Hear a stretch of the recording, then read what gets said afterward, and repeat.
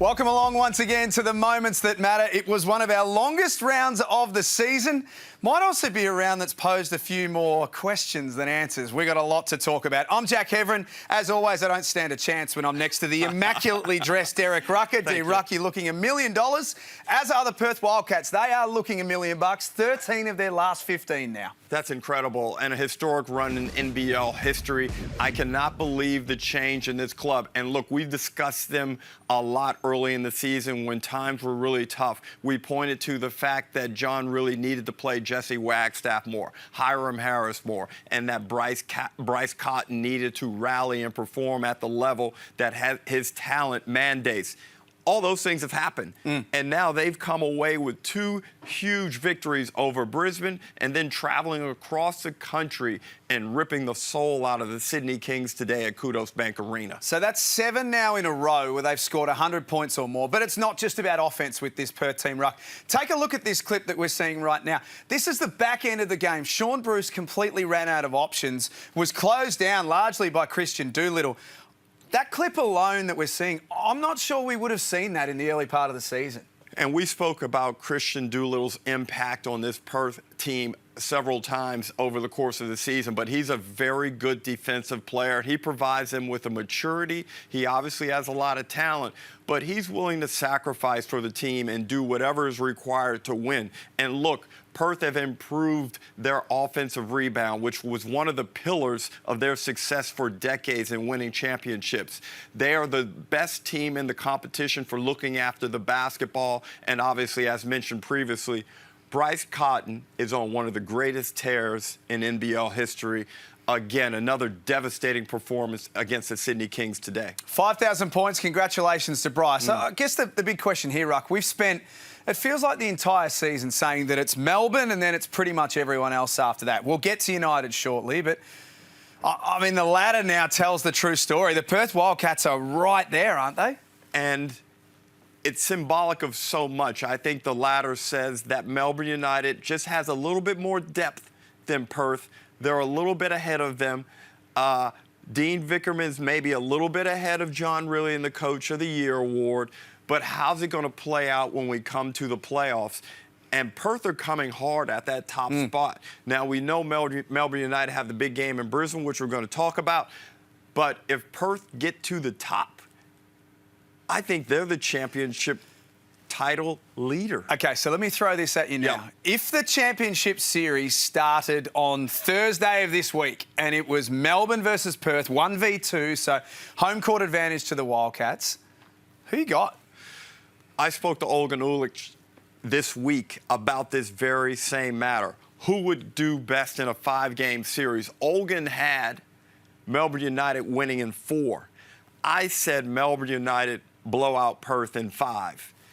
I'm not so sure I feel the same way. This guy, Bryce Cotton, is too hard to deal with, and I'm not sure that anyone can contain him. I'm going to touch on him later more in depth, but it's tight. It's really, really tight, and Perth are now only a game and a half out of first place. So we've got a really interesting run home, and it's, again, there's that huge middle class, but now we've got the kings of the competition battling for power. They are really good, the Wildcats, and they were fantastic today. The Adelaide 36ers, I've been in Adelaide for a few days with some other commitments. There's a buzz around town at the moment with what the 36ers are doing. Had a lot of fans that wanted to chat about it. That's now 4 of their last 5. They're right in the hunt all of a sudden. Well, I think Scott Ninnis has just simplified everything. I think guys know what's expected of them. I think they know what their roles are. He's made it a lot easier. The team's performing better. Trey Kell, let's give him some love. Yeah. He's been on a really, really good run of late also. Another 20-plus point game yesterday in knocking off Illawarra, which is probably Adelaide's best victory of the season. And now all of a sudden, they think they've got a little bit of mojo and can make the play-in situation. And at this point, I'm only ruling out Southeast Melbourne, although Southeast Melbourne probably feel like we've got a wounded Sydney coming in. We might be able to get our 10th victory and stay in the hunt. You don't think so? But I'm not discounting anything at the moment. Let's talk Isaac Humphreys. Last 7 games, averaging 22 and 7. His contribution has just been phenomenal. it's a strange one as far as the All-NBL first team goes because it's now positionless, so it could be 5 guards, but the common view is that when the coaches and the players get together, they'll make sure that there's a big in there. Is that big, Isaac? It could be, and, he's making a real strong claim for it, but the thing that I think, the position I think he may have locked down, or the award I think he may get, is most improved player. Now, we talked about it in the Bullets game just in against the Cairns Taipans with Tyrell Harrison being a good candidate. But I think if you look at the improvement in Isaac Humphreys, geez, you only have to go back 2.5 months ago to look at the improvement. I think he's a really strong candidate for that award, and at worst, second-team All-NBL. So, for Adelaide, the playing conversation is now a very real one, but going forward, regardless of whoever coaches them, there's rumours around Brian Goorjian and other names, but do you lock away, if you were in charge of the 36ers, do you lock away Vasiljevic and do you lock away Humphreys and go from there?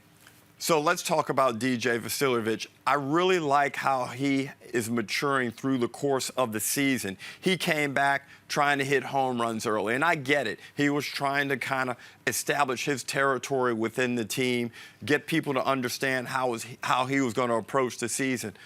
But since the coaching change has occurred, he's become a lot more efficient. Yeah. He's not as rushed. He's not as crazy with his shot selection. And it seems like he's more inclusive in bringing people together, similar to a guy he's often compared to, Nathan Sobey in Brisbane. They both seem to be making the increase in their basketball IQ and savvy, which is benefiting their teams. Go back to Friday night. The JackJumpers beat Melbourne United. Was that their most important win of the season? They had to have it. And I just thought it was one of those cases where one team has so much to lose, Jack, that it almost couldn't afford to do so and was going to come out and make sure it happened at all costs. And Melbourne United, it just didn't mean that much. They know where they're sitting.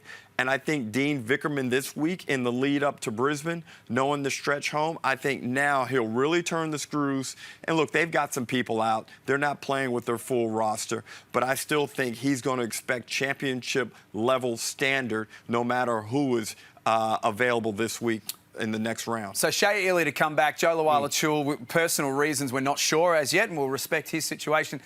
Any concerns there at all with Melbourne United, or you're okay?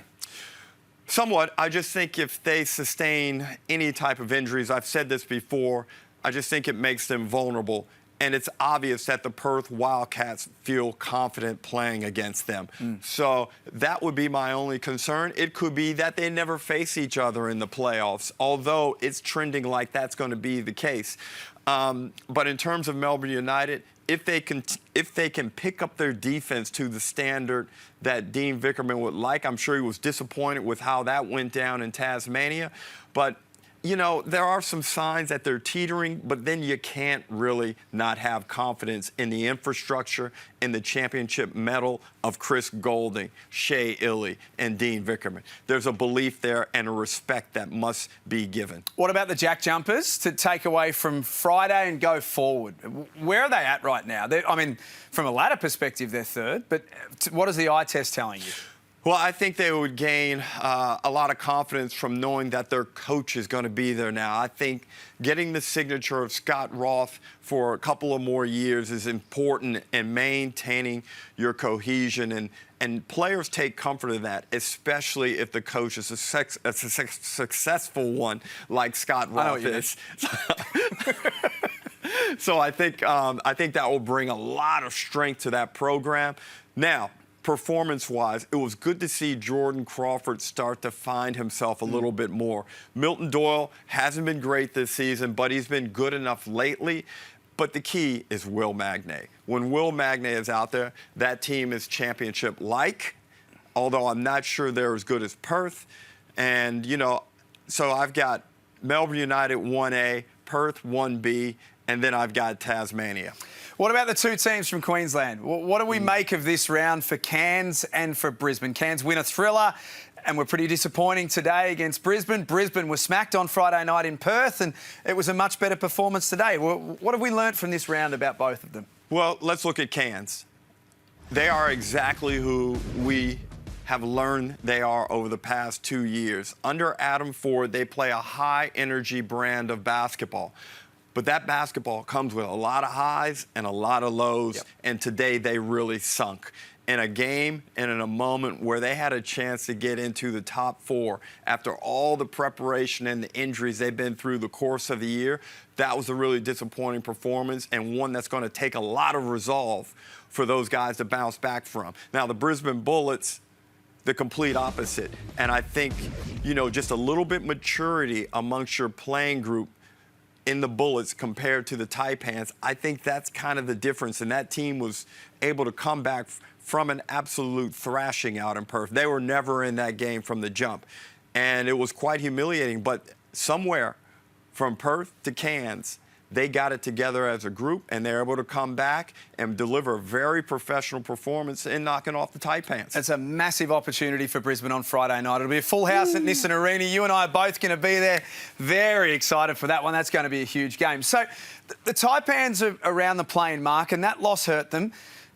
It's probably a good segue into the Sydney Kings, who went down today in a really spirited performance against the Perth Wildcats. And I saw some tweets post-game saying that, Sydney can take a lot out of it and they come away with no less friends than what they had prior, etc. But it is another loss at a time where you don't want to be having losses. So what are you seeing with the Kings? So after the win against New Zealand, I was thinking, okay, maybe they flipped that switch because New Zealand were playing well enough so that win carried weight. It had to be respected.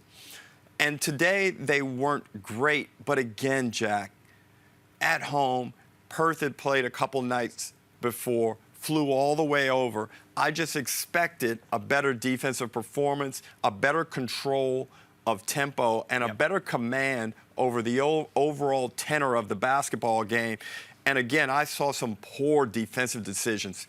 I don't know how Bryce Cotton is getting open looks. It's a no-help situation when you're guarding Bryce Cotton, and they just continue to have lapses. They have Southeast Melbourne, I believe, in the Heartland to kick off the round this week, and that's a danger game. Southeast Melbourne are playing bad, but they can beat somebody, and the more losses you mount, the closer you are to your next victory. Get through that, and then they've got Melbourne at home on Sunday. And that's the game of the season. That's enormous, yeah. And that's it. That will close off the Australia Day weekend round. And, so if they go down and knock off Southeast Melbourne, which you think they should, okay, and then the Melbourne United game is probably going to be the determining game as to whether or not they're in the 4 or they're in the play-in. Couple of quick hits before we get the thumbs up, thumbs down. New Zealand Breakers showed absolutely no mercy against the Southeast Melbourne Phoenix on Saturday. When you've got a wounded opponent coming in, sometimes I guess it can be easy to take the foot off the pedal. They pressed from the opening play of the game. Parker Jackson-Cartwright was all up and in from the opening play, and it just really set the tone that they were there to win, and they were there to win big, didn't it? Well, they're another team that's, they still are in the hunt with a chance to make some noise and get into the play-in situation. They have the talent. We know that. But now their margin for error is tiny, Jack. They can't make any mistakes. They almost have to run out the rest of their games. I think they can maybe afford one more loss, but it's all there for them. They're well enough coached, and like I said, they have the talent. It's just a matter of do they deliver on the night. And the Hawks, 0-2 in the round. Any concerns? Yeah, I have some concerns. They dropped the game. Again, I thought they didn't play with the savvy and intelligence down the stretch against the Taipans in a game that they had and a game where they could have put the Taipans away, and they paid the price ultimately. Now, they go from being knocking on the door of the 4 to way down, I think, in 8th place, and now they're in a similar situation in New Zealand. Margin for error is small. They got to win out. Every moment matters. We keep telling you that. Thumbs up, thumbs down. Let's start with the down this week. Where you headed? With the down, I'm going to go with the Cairns Taipans. They very well could have dropped that game down Illawarra. They got out of there with a huge lap Mayan shot to win that game. But the home loss is hurt, and the magnitude of the game only compounds the misery. So the Taipans take my thumbs down this week. Phoenix get mine. I'm respectful of the situation, so it's a thumbs down with an understanding, I guess you could say, but it's a thumbs down because it's just hard to watch. It is really challenging to watch them right now with the situation and where they're at. We keep seeing this year after year. That's the problem. you're probably giving them the thumbs down this week based on past history, which is fair. We keep seeing bad luck, injuries, just things compound themselves. And the thing that I was disappointed with them the other day is they didn't fight. Yeah. They didn't fight. It's all right to lose, but every time their back's against the wall, they relent and just get blown out. And it's just got to change, and I don't know how Tommy Greer gets that done going forward, but this season pretty much looks like a sad wrap. 4 guys fouling out was hard to watch as well. To the thumbs up, let's finish with the good. Who's getting your thumbs up this week? Bryce Cotton. He's going to win the MVP, and I'm going to go out and say it right here. This MVP award that he is going to win is going to be one of the most valuable in NBL history. And it's going to be one of the top MVP awards worldwide. I've been doing some analysis of leagues around the world, and there are very few potential MVPs in the top 6, 7, or 8 leagues globally that have clearly separated themselves from the rest of the players in the league like Bryce Cotton has done this season. You look at the NBA. We don't know who the MVP is going to be, but whoever that MVP is hasn't made a separation like Bryce Cotton. And don't DM me talking about you're trying to say Bryce Cotton is better than Joel Embiid. That's not what I'm saying. I'm saying when Bryce Cotton wins this award, it is going to be one of the most significant in NBL history, not only from a domestic perspective, but from a global one as well. I love that. My thumbs up, I'm going to stay with the Wildcats. I'm going to give a thumbs up to Ty Webster, who is playing some serious basketball right now. Last 4 games has averaged 16 points, 5 assists. And check this out, combined, Ty Webster is plus 48 in his last 4 games. It's no coincidence, I think, Ruck, that the Wildcats are now playing their very best basketball and they've got their point guard playing his best basketball.